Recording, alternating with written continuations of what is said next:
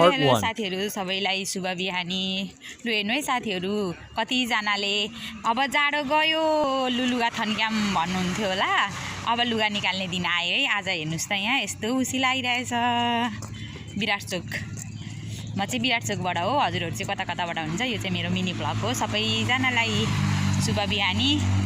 यहाँ आज मेरी छोरी चाहिँ पिकनिक जान लाग्दैछिन्। यहाँ पिकनिक जाने दिन चाहिँ उसलाई यति खुसी भइरहेको छिन्। पिकनिक जाने दिनै चाहिँ यस्तो हुस्से लाग्यो। छोरी तपाईँ कहाँ जानु लाग्नुभएको अरे? कहाँबाट जानु लाग्नुभएको पिकनिक? स्कुलबाट।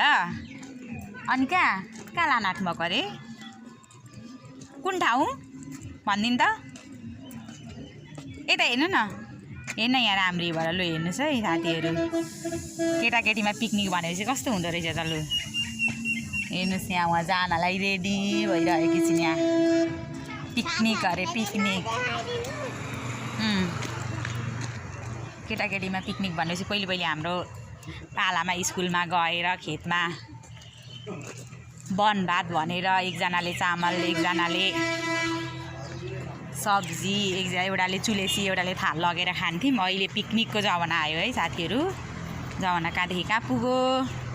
अनि कति खुसी छेउ त? अनि धेरै गएर के गर्ने अरे भन्नु त?